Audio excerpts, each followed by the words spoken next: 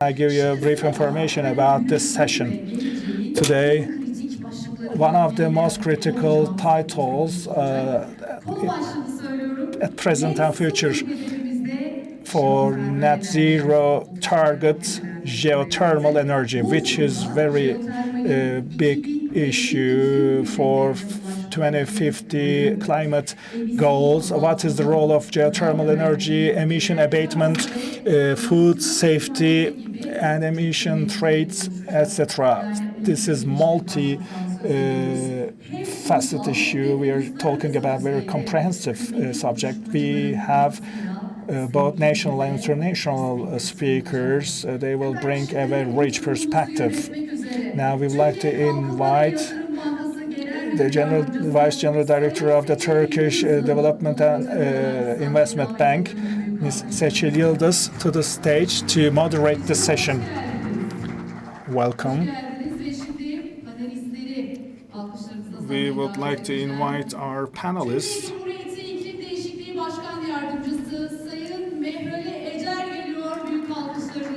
And Ms. Mehrali Ecer, Vice President of Climate Change Office. And Professor Hüseyin Bağcı, Faculty Member in International Relations at Middle East Technical University, founder of Ankuda. Welcome. And founder of Safi Africa Energy, Jeremy Okolo.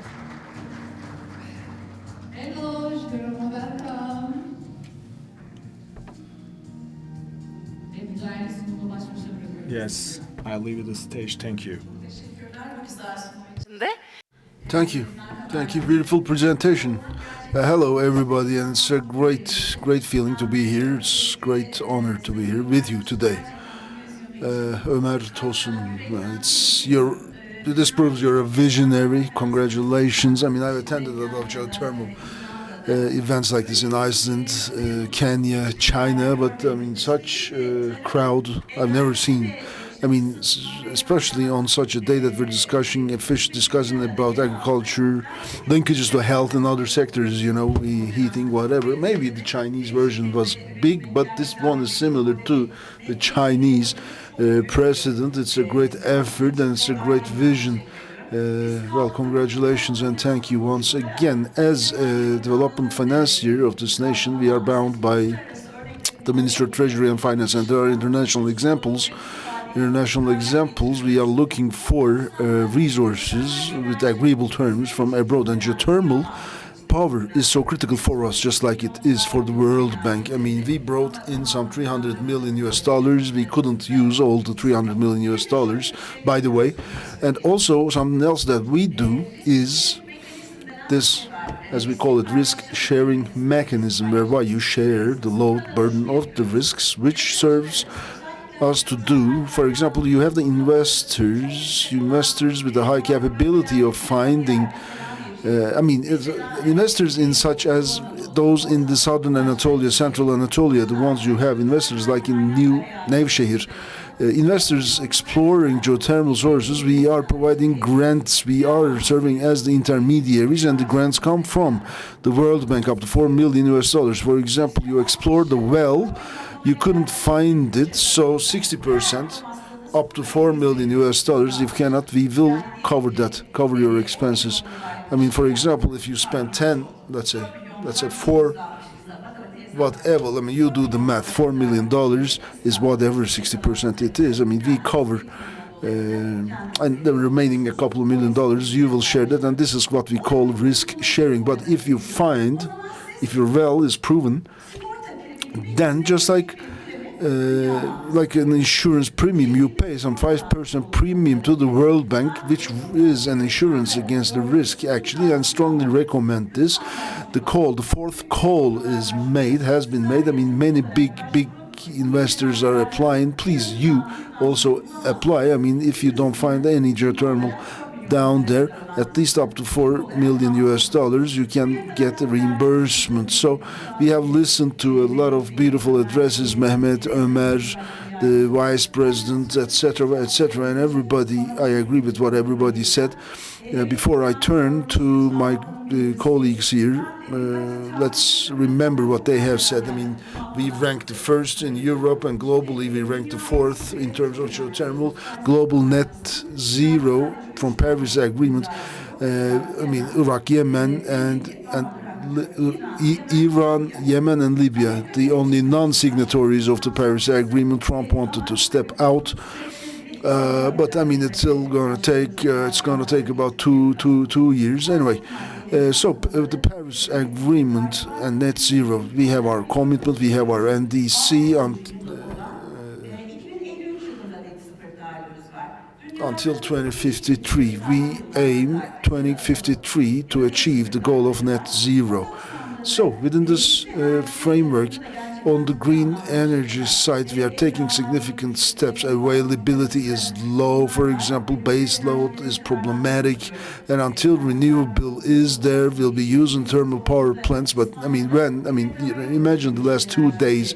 2 days, what happened in Spain, the shortages. I mean, everybody was uprooted, and everybody was shouting green power, green energy, etc. So this is the world picture that we're looking at. Hopefully technology advances even faster to assist us in all our endeavors towards green energy, green power, but there are significant numbers, some 1,734 or 53 megawatts. I mean, it's a very low capacity in geothermal. That's the current geothermal capacity, and still we are the fourth biggest in geothermal globally. But anyway, there are all the nations, including Europe, have certain targets such as 800 gigawatts of annual geothermal investments, and the annual generation is some terawatts, I don't know. But I mean, if we continue generating geothermal 800 gigawatts every year, then a time will come where geothermal will take the biggest share of the energy generation, which will account for 75-80 capacity factors. I mean, these geothermal plants are like factories working with an efficiency rate of 75-80%. I mean, the examples that I have seen all over are like factories. Geothermal is not like a solar power plant, an SPP, but a factory, but a plant generation facility. So if that capacity, global capacity, can be achieved, and then India and America, the entire consumption of the two nations will be covered by geothermal. I mean, you might ask about India and US, but it's 1/4, even more than a quarter of the global GDP. America is India, 10 times India, but I mean, these are critical numbers. That's why geothermal is critical, not only in terms of energy. I mean, imagine agriculture. I mean, anything that's south of Konya, for example, central Anatolia, will be water poor. We talk about vertical agriculture, which will be the topic of the day, and we are supporting this, and also geothermal tourism. That's another. I mean, in Iceland, for example, I mean, geothermal tourism is the only source of revenue for the nation. I mean, people just go to see that hot steam coming out of frozen seas. And Iceland is just a small country in a room no bigger than this room. They produce on long, tall stalks, without any water, without pesticides, the tomato for the entire Iceland nation. Anyway, let me start with you, Deputy Head of Climate Change Department. Sir, I mean, public is doing great. The World Bank tells us the same thing. World Bank, ADB, and EBRD, they were also involved, but ADB had its annual assemblies. The World Bank, they are also negotiating a project with the Ministry of Energy and National Resources, but we have the World Bank backing. The World Bank is so keen and ambitious on geothermal. I mean, the climate law is about to pass, about to be ratified. We'll be talking about that as well. So speaking of geothermal and net zero and DCs, where do you put geothermal in this picture? What kind of incentives and subsidies do you have as the climate change head of department?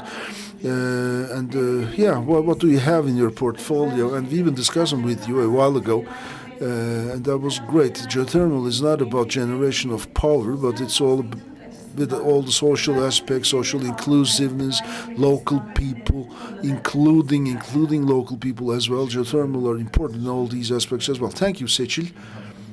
Thank you, everybody, for coming, all the participants. I mean, my ministry and myself extend our gratitude to you for coming, and not to mention Cemiyat, of course, the Association of Geothermal Industrialists or Investors. Thank you. Anyway, so the Vice Minister said beautiful things. Global climate change, it's undisputable. Global average temperatures is increasing 1.55 degrees. There's the World Meteorological Association, WMO, 1.55 degrees of Celsius, that's the rise. And the international community wants to put a cap to it, to 1.5 degrees of Celsius for a more livable world. 2 degrees, 3 degrees plus 4 degrees Celsius scenarios are all being worked out, but they yield more negative impacts, of course, so they are not the scenarios that we want to go with. And international agreements right at this point focus their efforts on the realization of the target of 1.5 degrees of Celsius, so that's the pivot, let's say, of all the international practices. And it's a common problem, global problem. So on the face of such a global common problem, but responsibilities have to be diversified, because I mean, GHG emissions globally, 55 billion tons, for example, 55 billion tons of GHG, global GHG, only 1% of that is, we are responsible, Turkey, only for 1% of that. So it's just 1 million tons or something like that. So diversifying and distributing these responsibilities, liabilities globally in a balanced way is a must. So everybody should take the responsibility, yes, but it should be such a system to develop that everybody should be responsible for its own contribution. And Turkey, of course, doesn't turn a blind eye to this. With a proactive approach, we have set the target until 2053 net zero emissions target. I mean, this happened as soon as, and it was announced by the President of the Republic of Turkey, as soon as we put our signature down on the Paris Agreement. So it's become a policy document. What are we doing to achieve those targets, NDCs? We are working on the breakdowns, sub-projects, sub-steps, sub-actions. So we have announced our climate strategy, midterm climate strategy. Last year in Azerbaijan, there was this COP. The parties' conference was there. Remember, long-term strategy was announced by Murat Kurum, our Minister of Environment.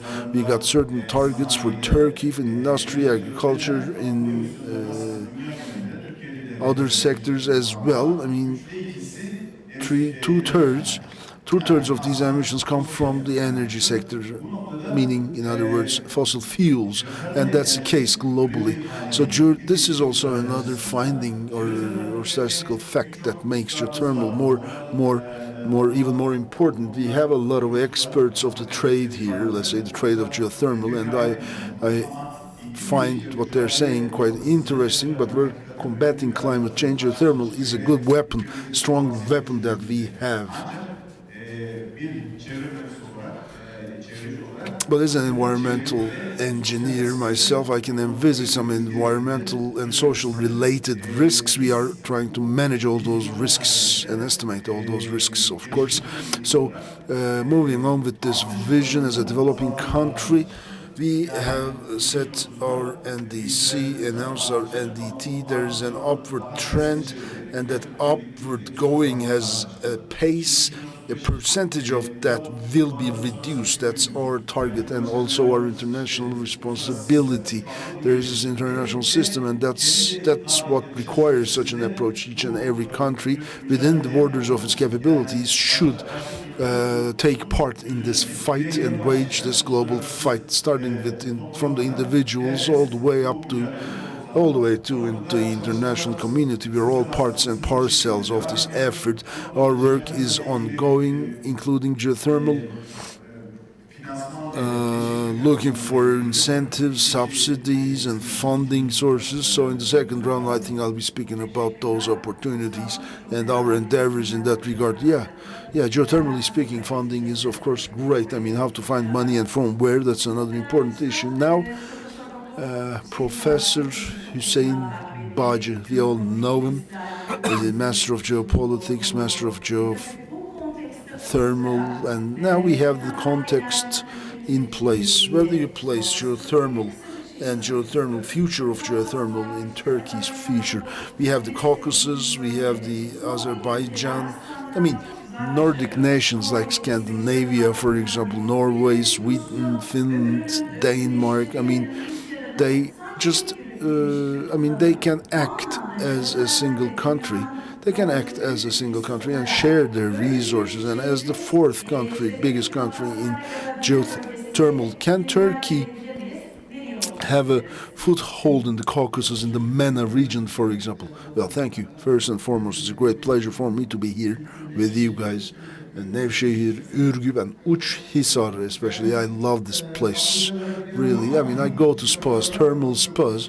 Myself, I wouldn't have guessed that Ömer would ask me to speak about geothermal until I met him. We were sharing a cup of coffee, sharing this talk over a cup of coffee. I was told we only have about an hour, which extended to 6 hours. We discussed 6 hours, and on that day, he asked me to appear on this stage today, where I'm at now.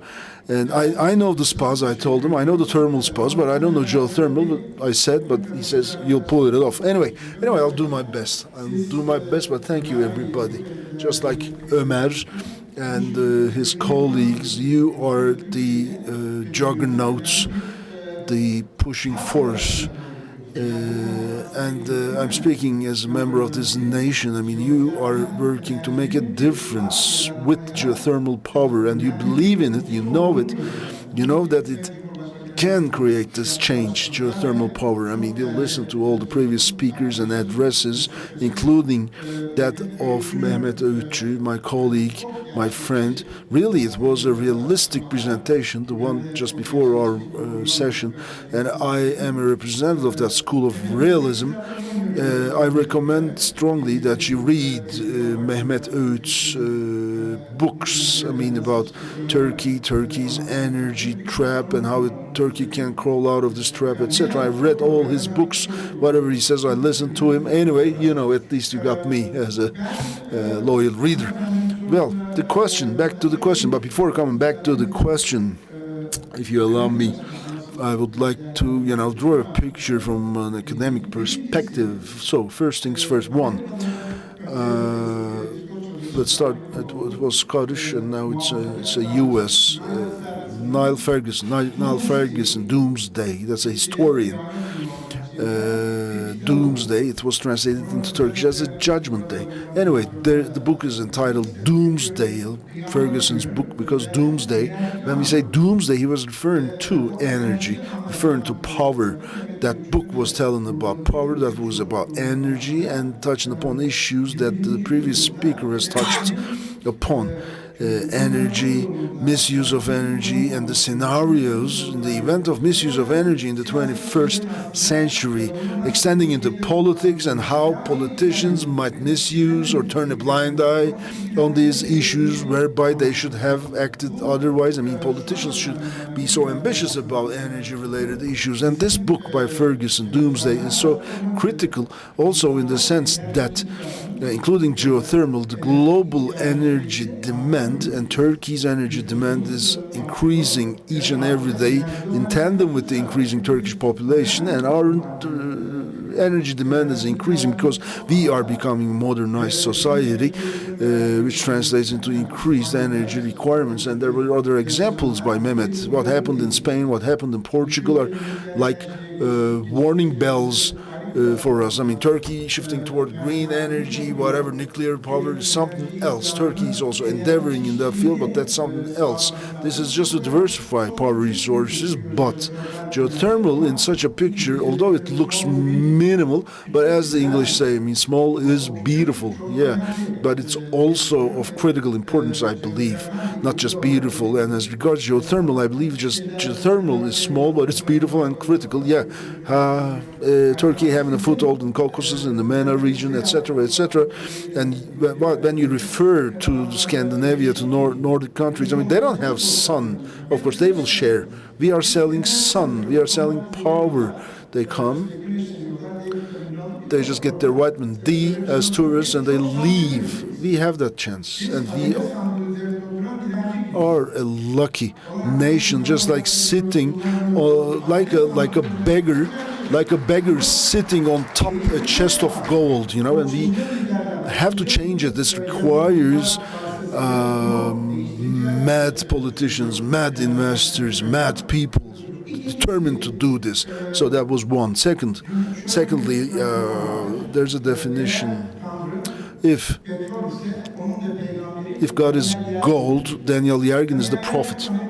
Daniel Yergin is an American writer again,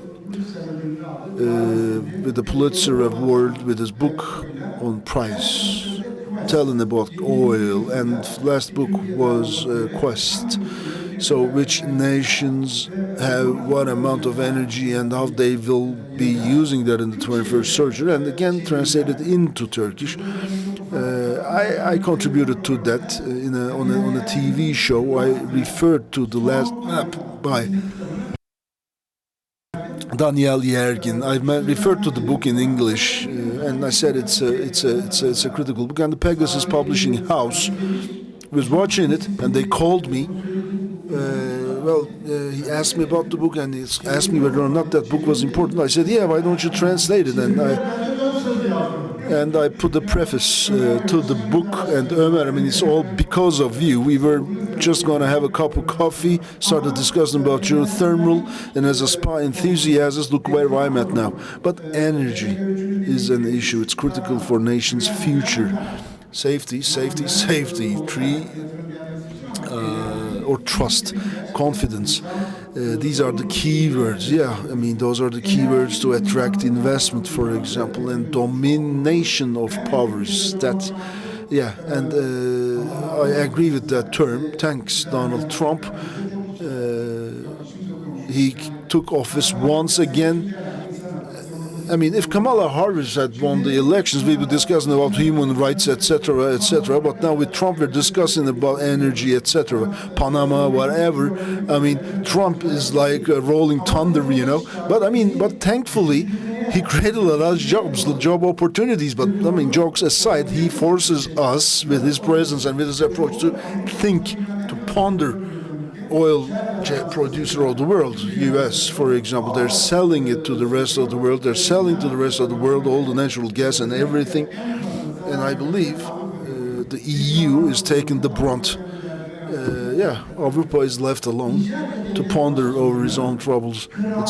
Nigeria, I mean, President of the Nigerian Republic were welcomed in Germany. Imagine, I mean, I am conducting this PhD with a Nigerian PhD student. Environment, they're not touching upon the issue of environment, for example. I mean, the biggest blow came from the developed countries, but it's your fault. Now you're asking us to take part in the payment, in repayment. Well, that's the case. I mean, we didn't contribute to polluting the world, and Europe is no good partner. It's a good way to put it. I mean, Europe cannot, I mean, it's just looking to save its own button. Europe is dependent on Russia in terms of natural gas. They made two mistakes. They cut off the northern line, and German economy has incurred significant losses. Although German economy is the third biggest economy of the world, it has weapons, and in terms of weapons, I think Germany ranks in the first five great nations. But still, Germany has taken a big blow, just like the rest of the Europe. 2M.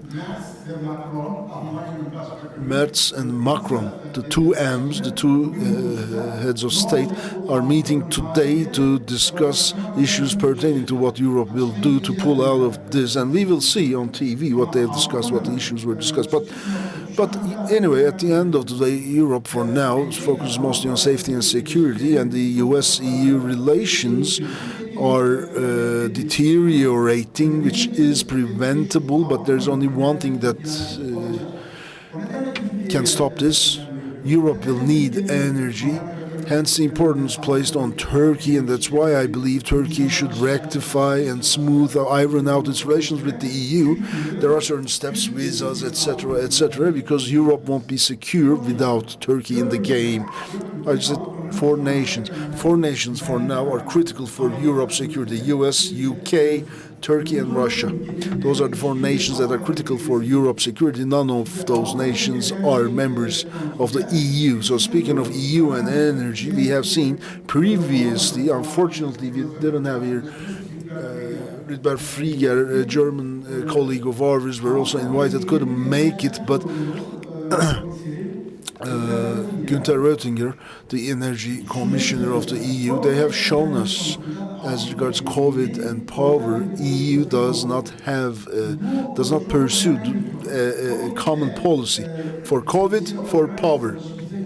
EU nations pursue different policies. COVID showed us that the EU had the money but no strategic preparations. COVID was a typical example of that. In Spain, in Italy, in Germany, people couldn't even find masks, whereby we were carrying a couple of masks in our pocket. China produced masks and dispatched to EU. I mean, I'm checking the clock, by the way. I'm like a racing horse, as I get going, when I start talking fast and longer and longer and longer, so that's why I'm looking at the clock. But anyway, what can Turkey do? It was a question asked to Mehmet Ölçü. I believe there are two things to do in Turkey. One, we need law and we need merit, loyalty. Without law,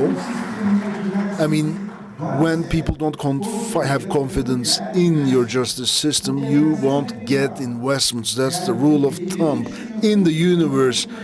No, it won't come. Not in democratic nations. China, India, I'm not talking about those nations. And also selection of people based on loyalty.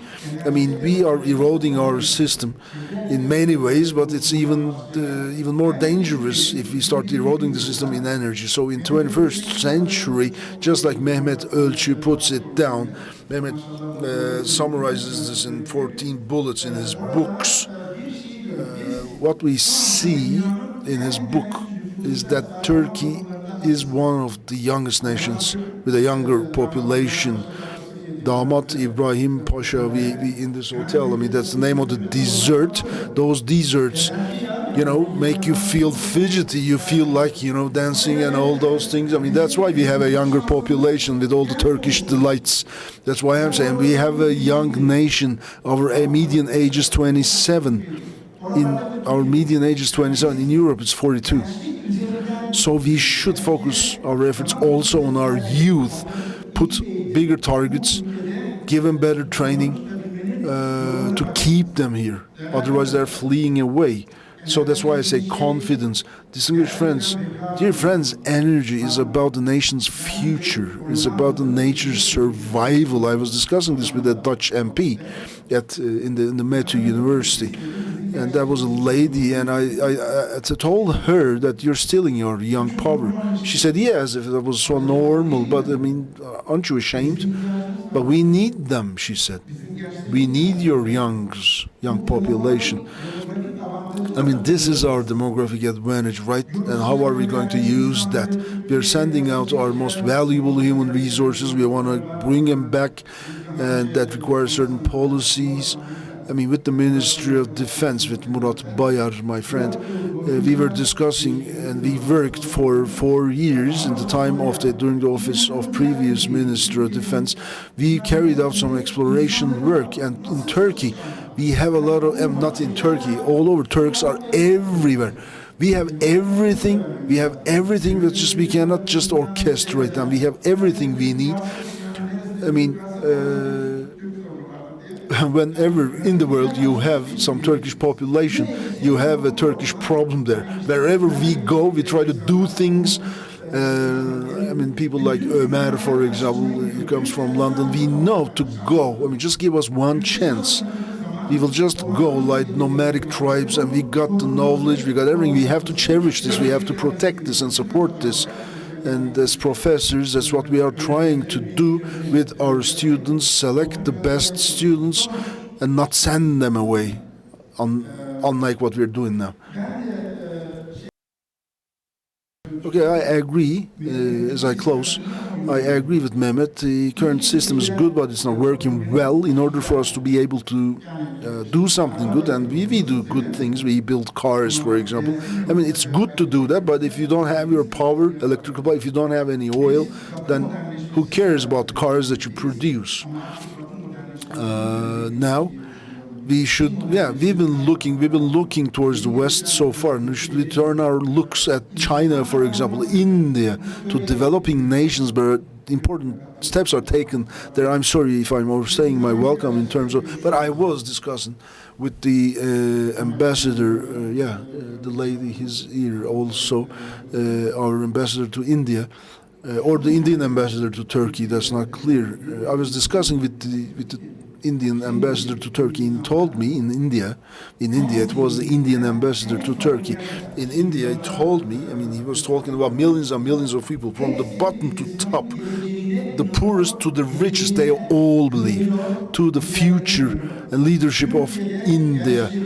I see otherwise in Turkey. You should allow the Turkish youth to dream, and they need to have confidence in the merits and loyalty and the justice system to dream. Otherwise, you won't be able to keep your youngs here. And I totally agree with my colleague. Thank you. I'm sorry for extending my speech. Aramızda teşekkürler size. Thank you very much. In the second round, I request you to focus on the geothermal energy in a specific context. Yes, we can do it. We have a very valuable investor among us from Africa.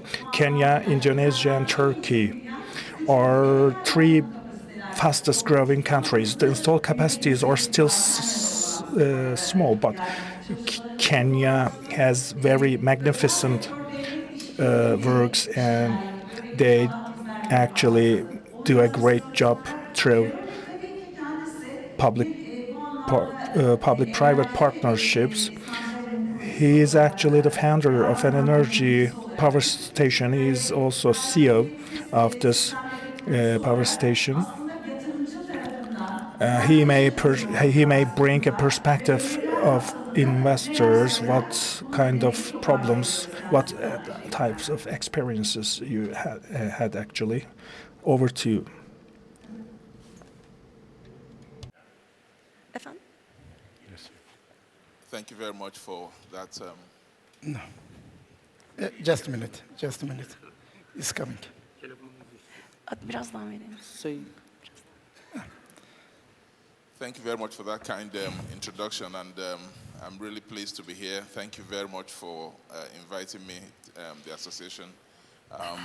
I won't tell you what you already know. I won't tell you how great Turkey is doing, and Turkey is really doing amazingly well. Turkey is, as has been mentioned by many speakers here, #1 in Europe, #4 worldwide, doing amazing things in this space. But I will share with you some other perspectives, not that you completely don't know about these things, but maybe they are not uppermost in your mind because they are not perhaps right next to you.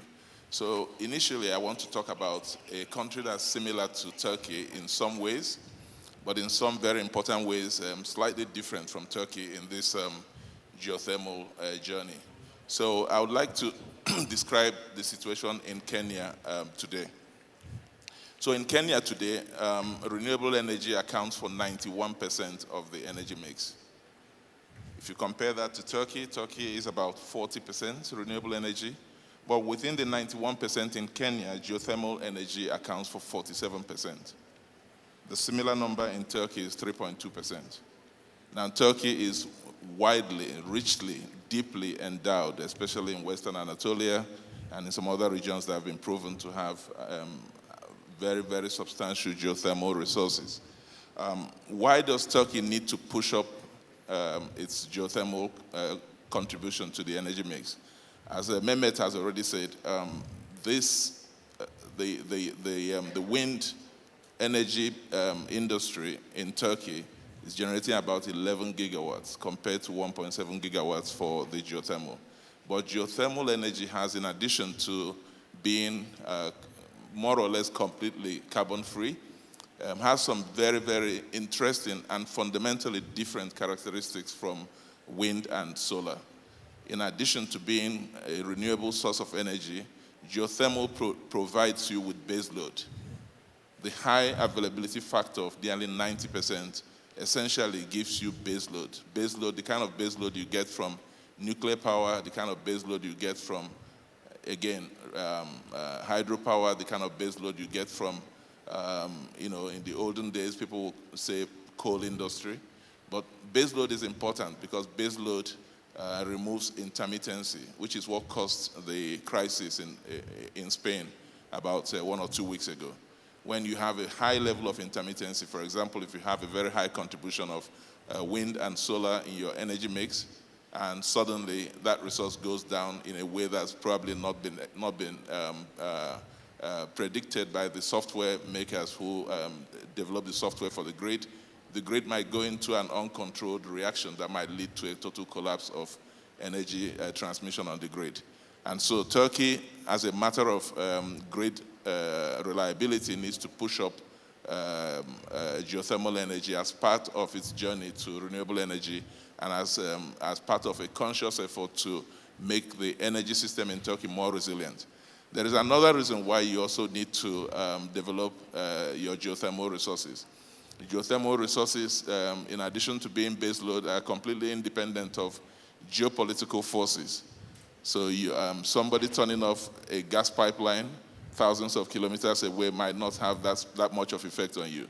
Somebody refusing to sell LNG to you might not have that kind of effect on you.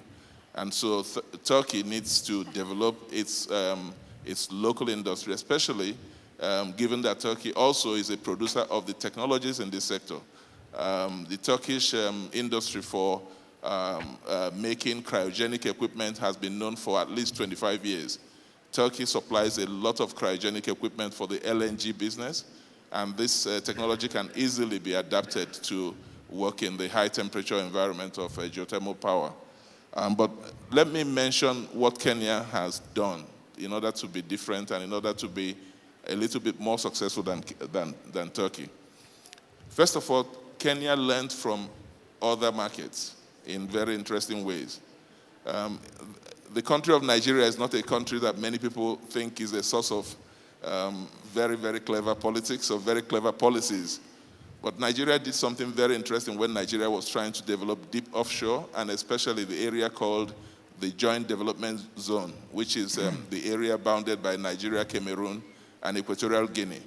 Nobody wanted to invest in that region because, one, the oceans were too deep, the politics too complex, and the risks were absolutely too high.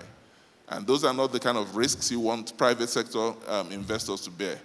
And the Nigerian government did something quite remarkable. They invested in acquiring 2D and 3D seismic in the entire region and made that data publicly available.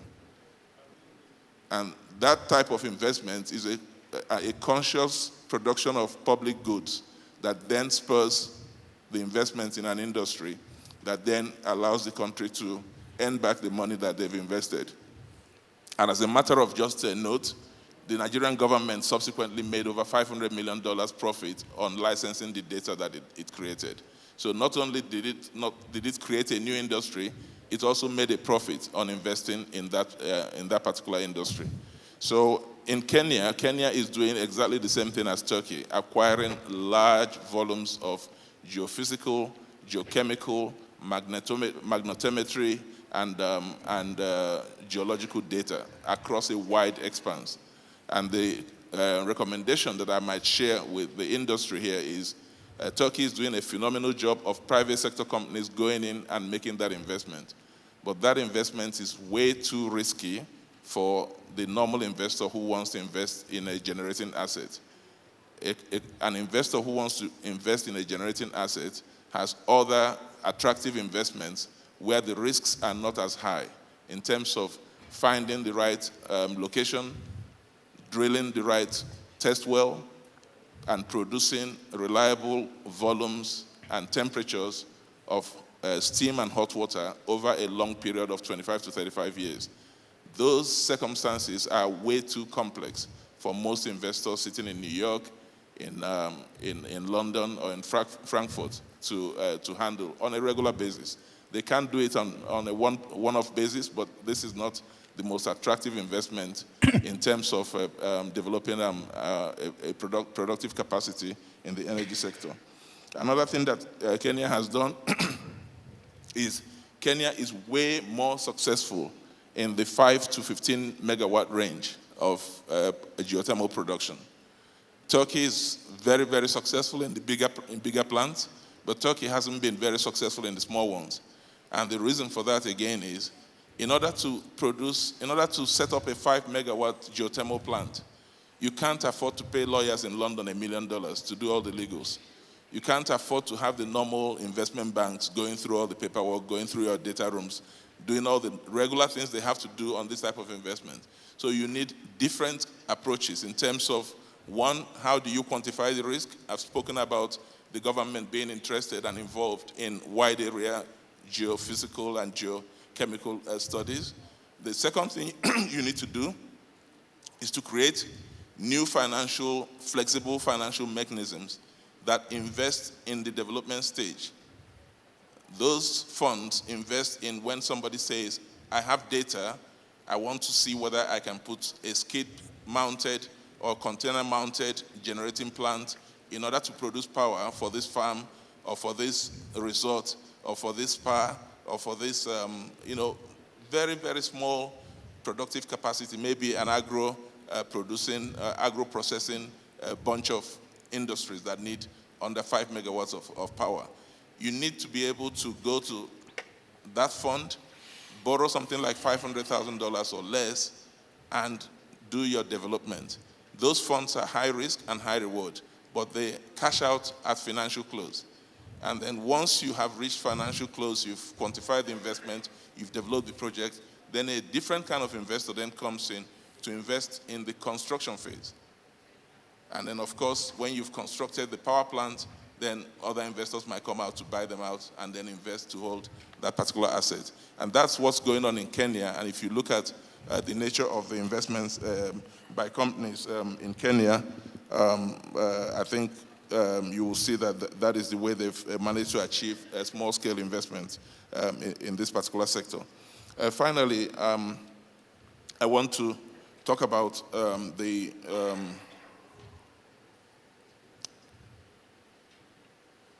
some of the things that have been mentioned here in terms of just making geothermal energy to be ubiquitous, to be all over the place, to be friendly, to be something that a farmer, for example, might want to do.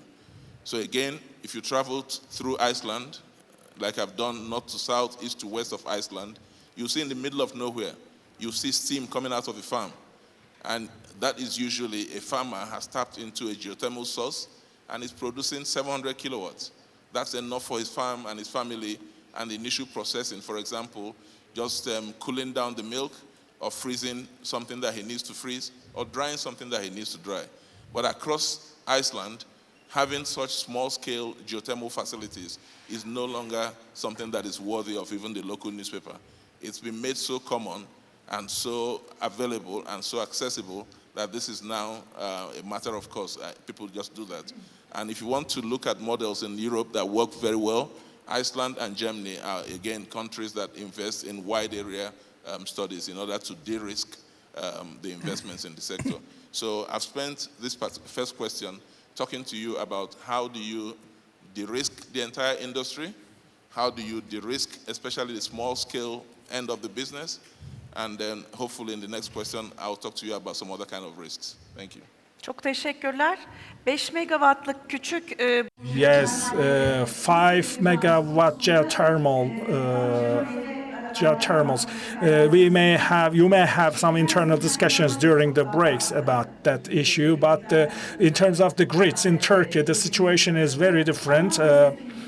But we have also PPPs. We believe in PPPs' importance. We have been intensively working with Kenya through the Ministry of Energy.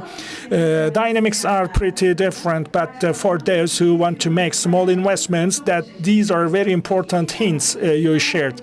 For the first round,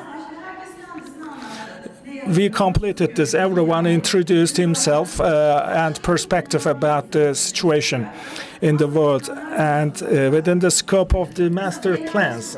For example, there could be energy problem, but you have a 10-year national energy plan. Of course, not only the energy one, the security, it is also very important. I strongly agree with you. If as a country focus on geothermal, first prerequisite is to gather all the stakeholders, investors, vendors, entrepreneurs, etc. And you need to be proactive from the investor side. Before creating actives, you bring passives, for example. I'm creditor, I'm vendor, for example, but I don't see any asset, any actives to finance. It is a big deal, of course. So in the past, there were some big projects carried out through PPPs. We discussed together. The same could be true for geothermal as well. So such meetings are very important because industry and investors and entrepreneurs coming together and some joint structures could be established together. That could not be like the normally structured one. If the scale is bigger, 40, for example, or 60 megawatt, etc., there could be different finance vendors. Mixed funding, mixed finance. This is a new concept suggested in international arena. So we can also focus on that, and Islamic funding could also be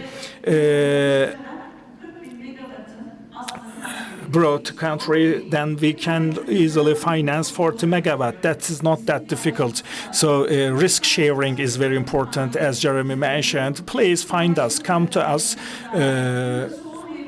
There might not be water in the world. That if you have such a concern, please come to us, apply to the program. Let's share the risk on that issue. As I told you before, up until $4 million, the World Bank has a subsidy, as a grant for that. Yes, let's come to the second round. Let's talk about more tangible things. We know the visions, etc. I can start from with you. What could be the role of yours as the presidency of climate change? What about the engagement of the partners? What is your perspective? Geothermal is not an energy problem itself. There could also be some other issues about the engagement of the different stakeholders, not socially, not environmentally, but we should share the burden to ease them as well. I agree with you, okay, Western modernization, etc. But the world actually moved towards the stakeholders' capitalism as well. If you don't keep all the stakeholders on a single table, and if you want to make profit as an investor on your own, that money doesn't come to you, unfortunately. Everyone should be satisfied, and win-win situation is important. So, yes, over to you. Thank you very much, Seçil. Distinguished participants, we need to explain some concepts right now. There are two main principles. One is mitigation of emissions or abatement. We have already discussed on that in the previous sessions. The world is combating against this. And climate change adaptation. This is another concept. Even though you make emissions zero or you stop it, but because of their stay durations in atmosphere, climate climate change will continue. This global heating will continue. Some extreme weather conditions, events will continue. We are an earthquake country, and we maybe learned how to live together with earthquakes. And likewise, we need to learn and we need to adapt ourselves to the climate change. So this should be financed as well. We call it as the climate change adaptation funding. As a developing country, we have a thin line and we have a principle. Of course, we need to make ourselves accessible to the funding to climate change issue. There was a decision taken in Baku. $350 billion will be provided to the developing countries by developed countries. So we want to make ourselves accessible to this funding in a way. And secondly, there are some governance fundings, ECG funding, $1.3 equivalent fundings, as you see, and up until 2030, it is foreseen that it will increase to maybe $500 billion. These are different aspects of sharing responsibility as well. We need to access to that point as well.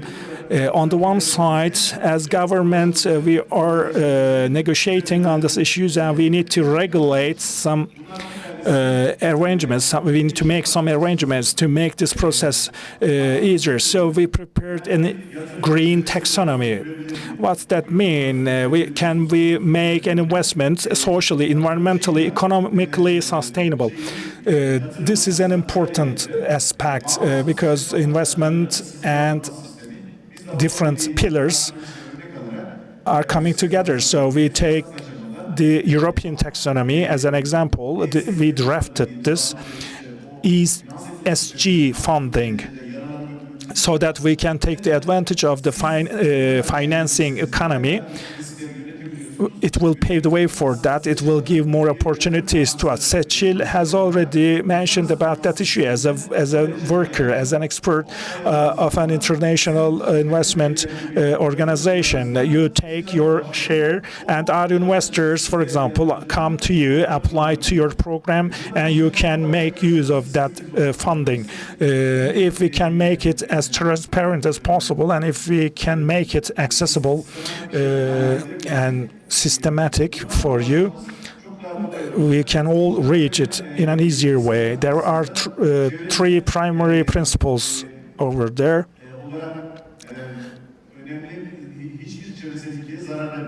We should not harm any environmental principles. We should respect, we should act in conformance with the social criteria, and at least one of the environmental goals should be contributed. The climate change adaptation, water resources, smart use, etc. When it comes to the geothermal issue, I'm saying, because you asked, it is actually covered under the convenient economic activities. All the geothermal investments are covered under this eligible investments. The more you realize those I mentioned, there is a calculation rate, 10% conformant or 3% harmonized. If you make it higher, international monetary organizations provide more funding to you. So for the investors gathering, it is very important. It's very functional. Our Vice President indicated that point. One of the emission abatement options is the following. Every actor has some tasks to do. Otherwise, some financial mechanisms could be imposed. One of them is ETS for the manufacturing sector, for example, especially 6 sectors as of the next year. By the way, European Union tries to maintain its own sector, so they will start imposing emission tax on our products, and so we need to actually protect our interest, and there will be some funding coming and revenues coming from the climate change. We will actually regulate all these things under a single mechanism that will be allocated for the sake of the investors for the different energy areas. Geothermal has an advantage. Yes, electricity has been supported for a long time, but especially considering the nature-based solutions, Seçil may develop on that issue again. Such projects are much more attractive, and it is easier for you to access to the funding more, and you get better and more feedbacks, returns, let's say, better returns. You may talk about that later. So we will establish this mechanism. So this financial ecosystem will bring advantages, and you will make your best choice, and you will make yourselves accessible to such fundings. It was very nice and fruitful panel, by the way. I would like to thank you all. I would like to thank our professor, our guests, and to you. We learned so many things from you. Thank you. Yes, you touched upon significant issues. One is CBAM, unfortunately not in 2026, but postponed to 2027. And the $5.3 billion will be the loss of our country. Last year, GDP was $1.1 trillion, one-fifth. It was a very huge amount. We actually made a great effort to have such a saving or such a profit. But in CBAM, okay, we have 6 pilot sectors, and this will be implemented for the other sectors. 42% of the exportation of Turkey is to Europe, so we cannot ignore it. Such a transformation is prerequisite for our country. I just want to add one thing, if you allow me. SPPM. There are many fundings, European fundings, etc., coming to our country. We had a conversation with Tuğba when we were in Ankara, and I believe the presence of climate change should be a part of such a master plan. It's very functional, and you have already established a department on the climate change. There could also be some funding, some grants as well, but sometimes they could not be used, so you have to make yourself proactive. So come to Presidency of Climate Change. Yes, we are always open to any kind of request, applications, or cooperation. I'm coming to you again. I'll ask my question about geothermal. What will happen to that? What should we do on geothermal? What is your opinion? Okay, geopolitical risks may emerge, international integrations, mergers, etc. You have a sound knowledge on that. What is your idea? What is your opinion? How can we make our country leader in geothermal energy sector? Thank you. Beni köşeye sıkıştırdı ama çıkacağım. Okay. Of all the talks today, what I make is one. Geothermal in Turkey's future will become more and more important. That's the kind of asset Turkey has, which will become more important. And this draws the direction in which Turkey should proceed. That requires top to bottom and bottom to top, from grassroots to top. All stakeholders, ministries, and everyone should get together. Like a colony of ants, termites should work. Not everybody by himself and for himself. There has to become some construct to orchestrate all these members, all these stakeholders. I mean, Mehmet recommends this. I believe Deputy President, Vice President should take the initial step towards this construct and the policies and everyone, to systematize everyone. Some maestro institution should be built to orchestrate. Of course, I'm not just joking, by the way. I've seen spas everywhere: China, Japan, Taiwan, Hungary, Germany. I have seen a lot of thermal spas everywhere, and especially as regards tourism, but especially geothermal tourism and linkages with health, then Turkey stands a great chance.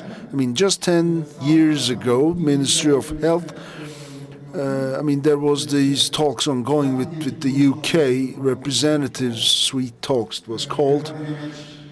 Reha, Denemeç, Yaşar, Yakış, those gentlemen were there initiating those talks with the Foreign Secretary of UK. Anyway, in that meeting, somebody mentioned an investment area of 252 billion sterling pounds. Billion.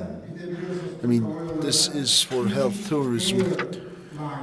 I mean, Turkish Airlines is nicknamed Turkish Hairlines because everybody comes for hair implants. I mean, if you have 40 men on board, everybody's have hair implants. So Turkish Airlines used to be Turkish THY used to be nicknamed as such.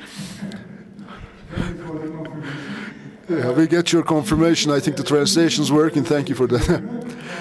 Anyway, so health tourism. That was about health tourism. So after listening to all these talks, especially Ömer, and I was quite impressed with those talks with the UK representatives in February. I started thinking, I got to thinking afterwards, after seeing all those thermal spas everywhere, and then I came to realize that the potential that we have.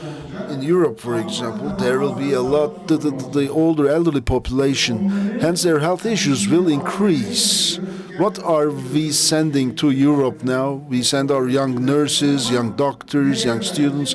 We are sending our youngs, and there has to be a return. And what we will get will be the elderly. There will be elderly coming in, or those people we are sending now will start coming back from Sweden, from UK, from Germany, from whatever. But this is another opportunity again to focus, to realize that we must focus on thermal tourism and create linkages with health sectors. Defense industries and health industries are billions of US dollars worth of industries globally, the most expensive sectors in the world, defense and health. So in the meeting, in those talks with the UK representatives, again, I come from the Thrace region, and we were having certain plans with the Minister of Health at the time, and the Minister of Health at the time was a local, also citizen of mine. But anyway, new geothermal beds were there, I have seen, and it was uncharted territory, unprocessed underground structure, just like in Southern Africa, for example. You're living, I mean, we are I see ourselves like diamonds in the dirt here. I mean, speaking of all these opportunities, yes, Turkey is a beggar, a panhandler sitting on top of a chest full of gold, treasure chests. We don't know what's under our feet. We don't know what's in the head of our youngs. We're just wasting what we have recklessly. We're not using, and to use it in the best way possible, we need a social mobilization.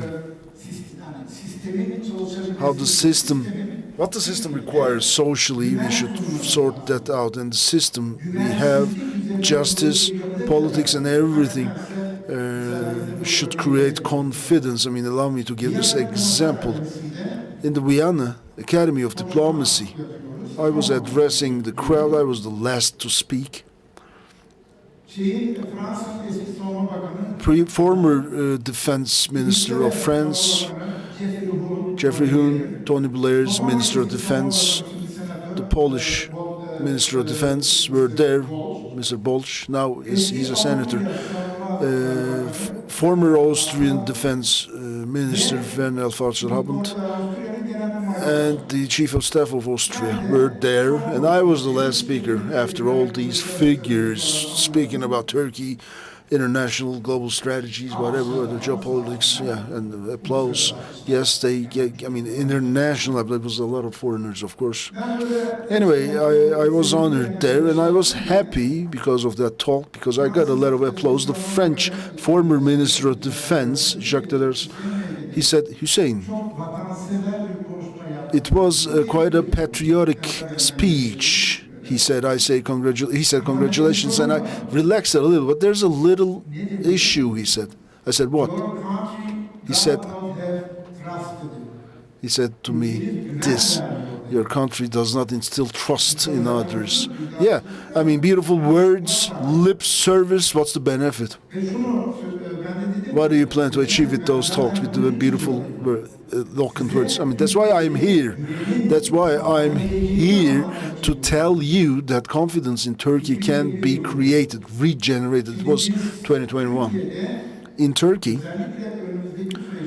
we must instill trust and confidence in our system if we're willing to attract investment, if we are looking for competitiveness, if we're looking for competition, global competition, we need to have our justice system as a system that instills trust. For example, take the example of Kazakhstan. If Kazakhstan, if you're a foreign company investing in Kazakhstan, if they have any issues with their Kazakh counterparts, they go to UK halls of justice. Thank God we are in that position. I mean, we negotiate with the EU. We're a member of the European Commission. We got legalists here. They know all about EU legal construction. We are moving within the confines of EU legislation, yes, but the climate in Turkey should change. Climate meaning people's perspective in Turkey. There's an issue here. We are very much affected from globalization. I mean, if there's rain outside and you walk out without an umbrella, you get wet. With the umbrella, you get less wet. So anyway, Turkey, this is exactly what Turkey is doing. We should be able to read the geopolitical, geostrategic position. And in this position, we have a lot of business people exporting anything all over, from boron to marble. We got exporters. I see our people, our exporters all over the world. I'm not just an academician sitting behind the desk at the university office. I see a lot of nations. I fly a lot too often, and people nickname me the flying professor, by the way, because I travel a lot. I mean, I've seen 120 plus nations I can compare. And each time I get back to Turkey, I think about what else we can do and how we can do it. So we need to instill the climate of confidence in our system, full stop. So how can I link all of this to geothermal? It was the time of one of the former presidents, Turgut Özal, in the 80s and 90s. It was a time when Turkey opened up, and that was the time I completed my PhD elsewhere and came back to Turkey, and I fought for Turkey's democratization. I raised students, I raised children. I'm one of those people, and we used to feel with each and every amended law, we used to feel the freedom was coming. We should prevent this from happening otherwise. Otherwise, the world will turn a blind eye on you. It's not good for the rest of the world that you're good. What they look at is your system, is the Turkish ecosystem. They want to trust in that. Last word. This one is the last word after the last, but I don't want to keep it inside, please. I don't want to keep it inside. Let me just burst it out. It was 2012 in Germany, in Bonn. The audience were about 350, top brass, from ambassadors to soldiers, 350, an audience of 350. For the first time in my life, then I stepped on the rostrum, and I was so laid back with my hand in my pocket, etc., like the former President Abdullah Gül. Anyway, I was so laid back, and on the stage I told them, in my 24 years of academic career, I said, it's now 36 years of an academic career, but at the time it was 24. And for the first time in my academic career, for the first time, money-wise, economy-wise, socially, I feel myself in such a strong position, and Turkey's coming. And I said the next day it was the Arab Spring. I don't know if I would have the same confidence to do the same speech. No, not economically, but I still trust in my nation, in my country, and I believe we can do it. We got our issues, and we are a nation that's overcome many issues, and this is just the smallest of our issues, so we will do that. We will do that. I confide in you. I trust in you. Thank you. Thank you, Professor. But you stepped into the field of geothermal. You said thermal spas or something like that. But anyway, Iceland's tourism revenues, of course, it's incomparable with Turkey, but it's just 4 or 5 billion US dollars, and it's just the Blue Lagoon. It's just the Blue Lagoon, a beautiful facility, just 1.15 million people every year, 4 or 5 billion US revenue. Wow, I mean, why not Ürgüp? And secondly, the paradigms are changing all over the world. We are the 16th biggest economy globally. Anyway, we got our dynamic stats are going good, but the global paradigms are changing. Who would go and invest in the US? Who would go invest in China, for example? I think the problem is also changing face. Anyway, thank you for your contributions, especially your emphasis on thermal spas. So, Jerome, back to you once again. I mean, your company is a big company, beautiful company in such a country as Kenya. You established a country.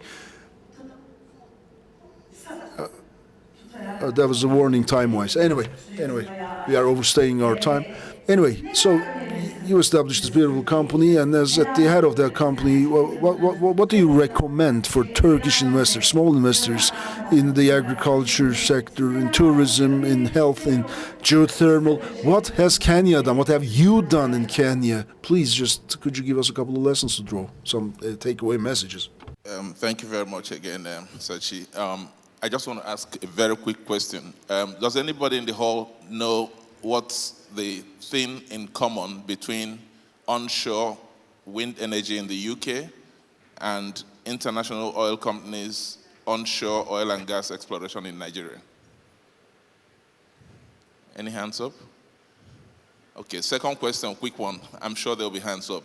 What is the worst thing, the absolute worst case scenario for an investor in an energy project? Whether you're an investor in equity or in debt, what's the worst case scenario? I want at least one hand up. Ali Yes, Bey. please. Gotta use the microphone, sorry, you can't be heard.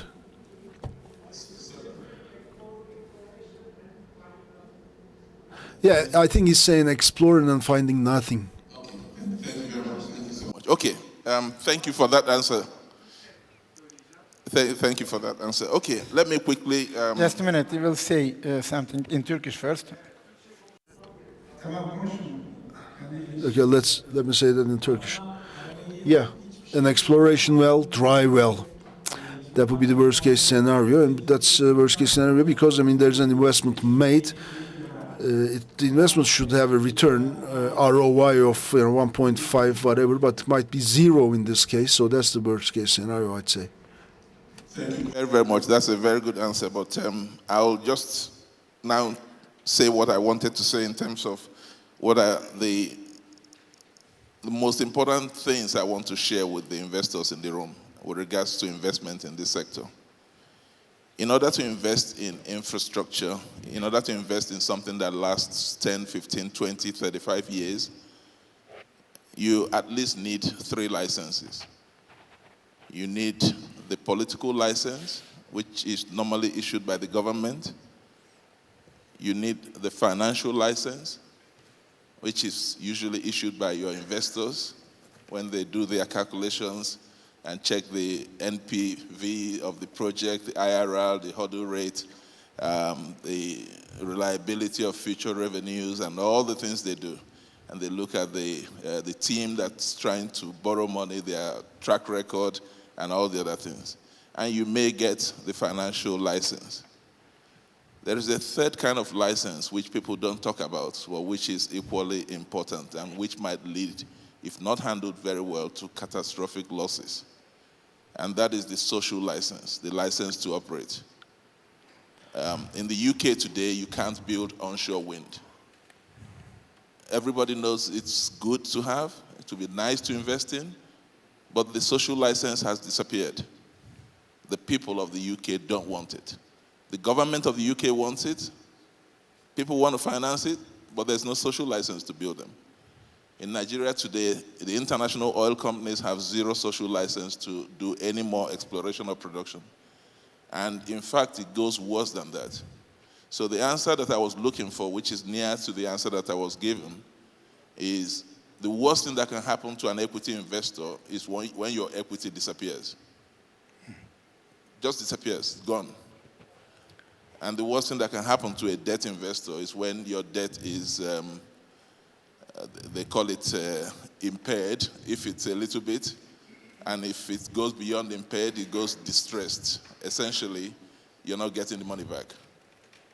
And that's the worst case scenario. But it goes even worse than that. When you lose your social license, in addition to losing all your money, you still have the liability to take away your infrastructure. Mm-hmm. So people call you to come and take away all your pipes, all your hot water, whatever, all your fancy equipment. So what I want to share with the Geothermal Association today is, I would like you to start thinking 5-10 years ahead to make sure that the social license to operate in Turkey never evaporate. You need to make sure that the people understand what you're doing, the people support what you're doing, and the people benefit from what you're doing. Social license is probably the biggest risk to investment in this sector. And if you've gone to a really functioning geothermal facility, for people with an engineering background like me, there are very, very nice things to look at. Steam puffing out, pipes going left and right, up and down. But to many people, those things are scary, especially if they are built on land they used to own, especially if they have to live next door to this facility for 30 years. And so the association has to really develop a series of conscious policy decisions to guide the development of this industry in the next 25, 50 years. The first step will be to have an internal code of conduct, which will be above and exceed the requirements of the Ministry of Environment. The code of conduct should have the explicit aim to make sure that the social license continues to be enforced. In addition to that, the other way of doing this is something the UK is finally trying to do, which is something called geographic tariff regulation, which allows people who live within an area where they are affected by the power company to have a beneficial reduction in their power bills. So if somebody lives, for example, within a certain radius of one of these facilities, they should be able to see a difference in the cost of power to them.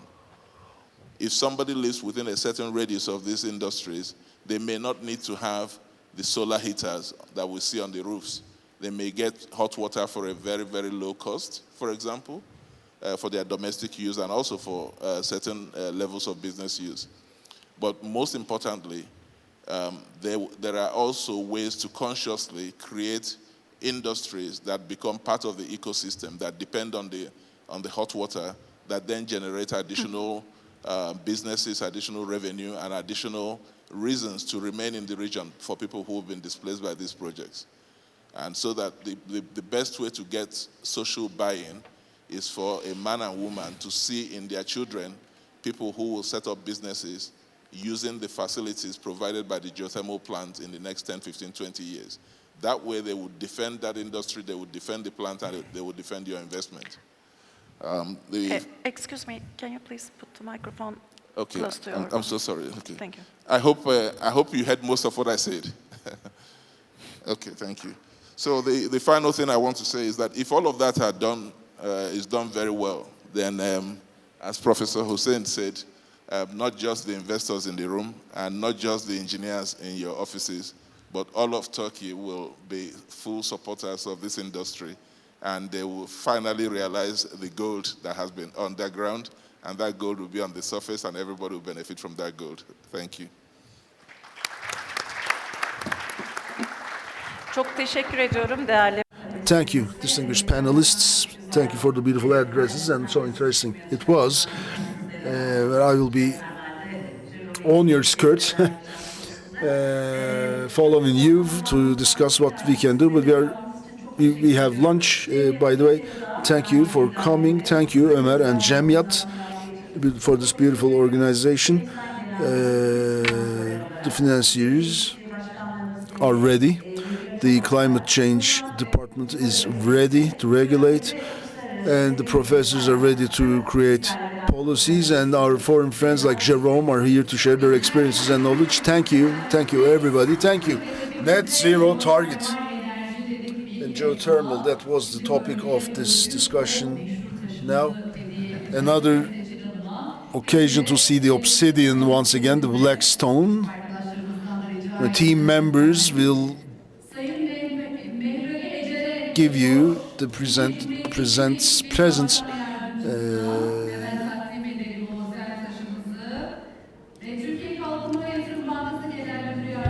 Sayın Seçil Yıldız'a da geliyor.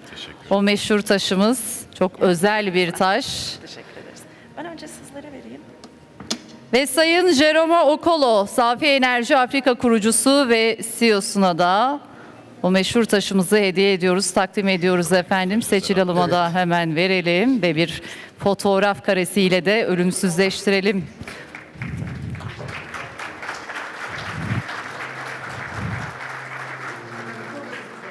Tamam. Tabii ki, sağ olun.